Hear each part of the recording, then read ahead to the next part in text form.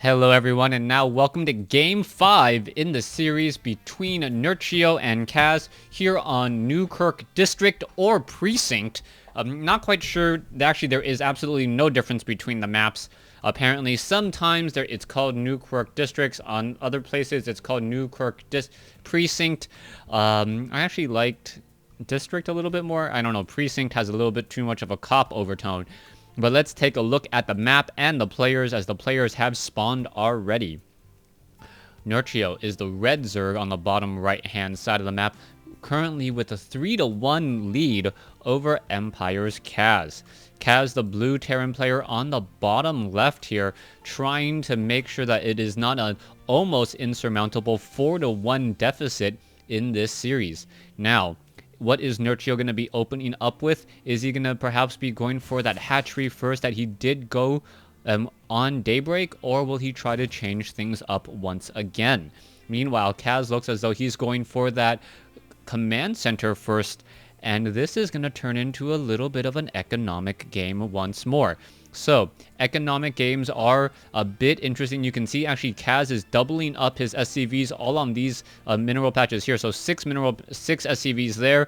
He's going to start trying to double up right here as well, and then eventually send it to here. All right, so it looks as though it is going to be command center first versus hatchery first here on Newkirk District or Precinct, as the players are now just getting into position. So, what is Nerchio going to do? Is Nerchio going to be able to scout this out? Spawning pool is already coming into play. And what is this? Kaz opening up with a refinery and a command center before barracks. This significantly changes the strategies that Kaz can really open up with, as it will most likely end up being a factory really fast. The factory will allow him to train up Hellions and Widow Mines. The problem is going to be he is not going to have a reactor on this barracks yet. And without that reactor, he's not going to be able to double train, and that is going to put him significantly behind. Now, Nerchio is coming over. He is looking for this gas right there. He sees that there isn't gas, but he doesn't know about the other refinery just quite yet. On top of that, he still has no clue as that the timing on this refinery or this barracks. Nerchio is playing a little bit in the dark, but he's currently hoping that his economic advantage will carry him through.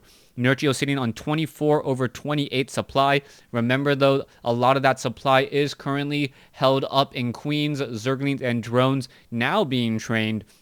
And we shouldn't see any heavy economic droning for quite some time until those queens are out, and then you do get off one round of injects.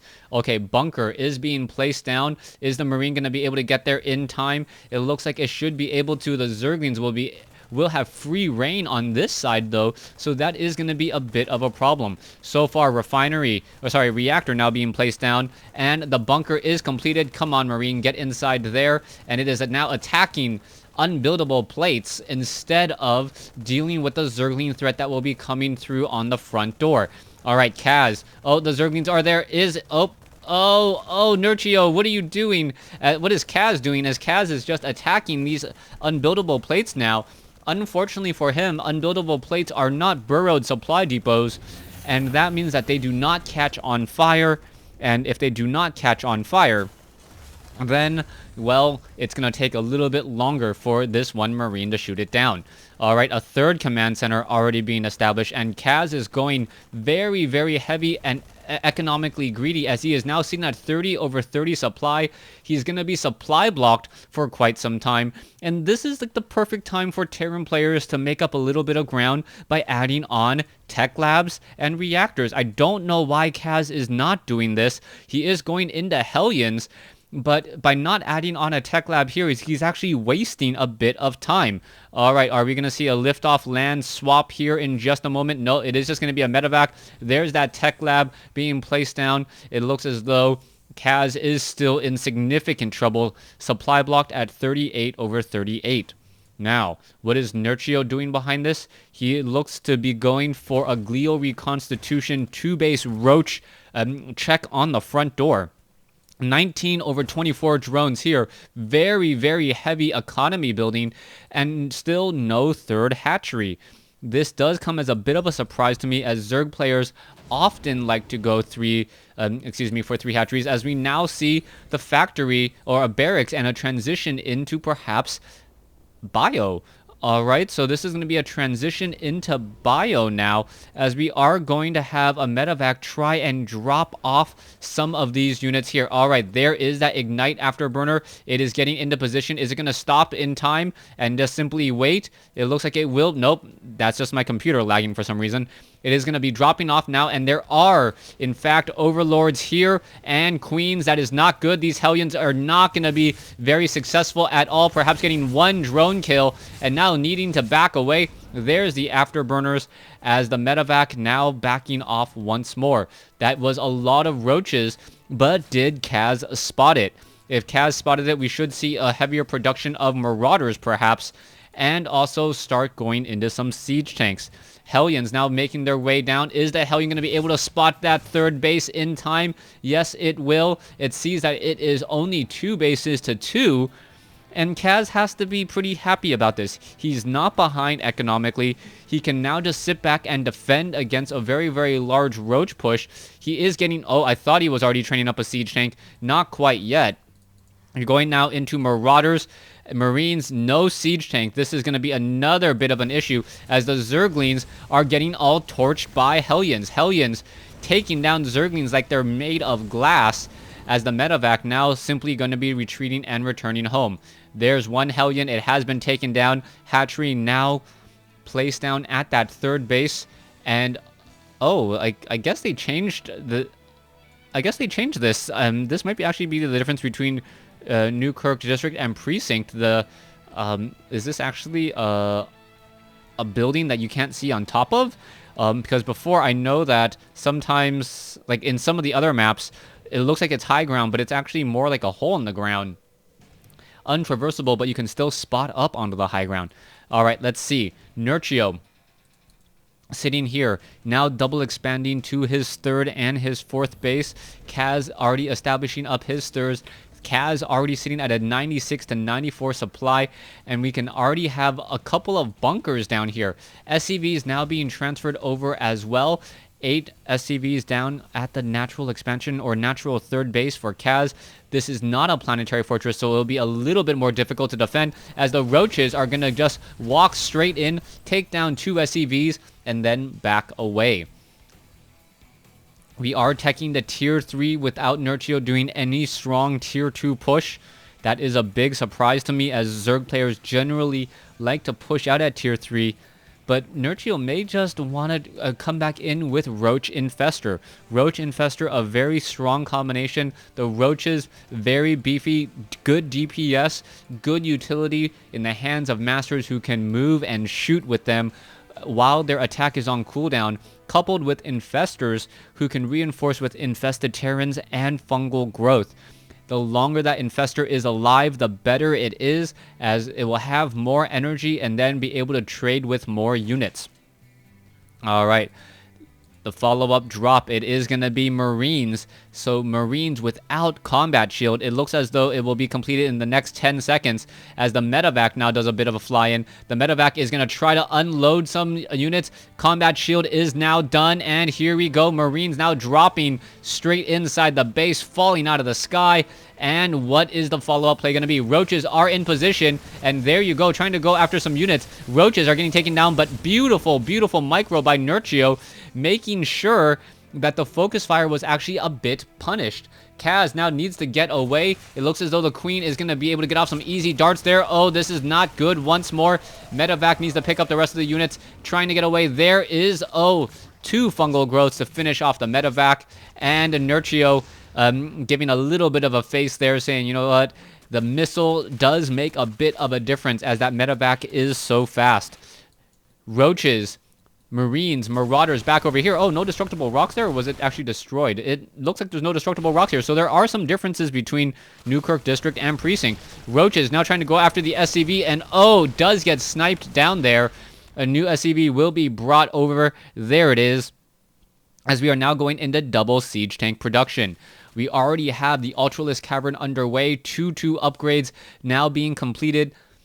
And Kaz hopefully having the larger army. Yes, he has the larger army, as Nerchio has the much larger supply, much larger supply in workers.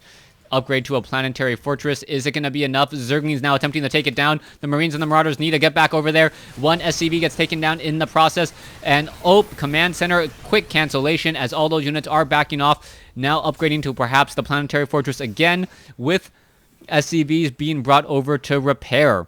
Now, this is a situation where I know a lot of Terran players place down supply depots and then place just 2 to 3 siege tanks to at least protect against this choke point here. It is a very common strategy, works out fairly well as it forces units to come into this giant kill box dead zone in the center or flank off to the north.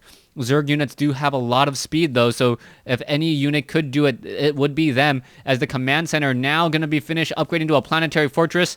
And there you go, already going to get up 5 kills per attack, up to 9 kills. Are the SCVs going to be able to repair it in time? It doesn't look like it, as the SCVs are working overtime, unable to do so, and Kaz loses his planetary fortress before anything really happens. But is Kaz going to perhaps get a lot of units in transit? That could be what is happening next. No, Zerglings at the Zelnaga Tower pretty much catching this all, and Nerchio goes, you know what? I can attack the front door because I'm just like that. Siege tanks blasting away once more. Roaches unable to do anything else, as we now have the Marines and the siege tanks making a move down here. All right, here you go. Zerglings now taken down. Siege tanks in position, ready to move out. Double Metavacs trying to pull back here, and Nerchio with such a large army. What is Kaz hoping to really do? He has not been effective with those Widow Mines. 8 siege tanks, will that be enough? As we see massive Marines. We haven't seen any Banelings really come out from Nerchio though, as Banelings would just catch all of these Marines in a very sticky situation. Ultralists are ready to go. Chitinous armor has been completed. You can see 5 armor are ready, soon to be 6. And at 6 armor, these Marines attacks will only be doing 2 per round.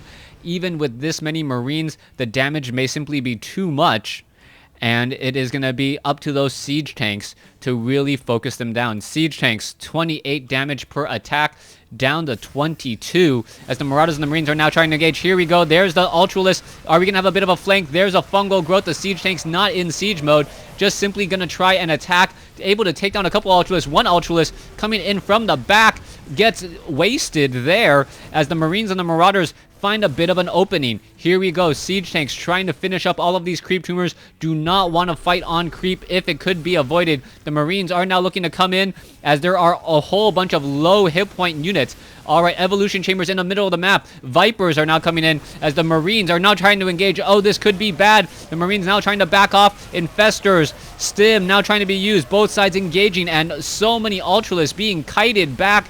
That's how you deal with all those melee units.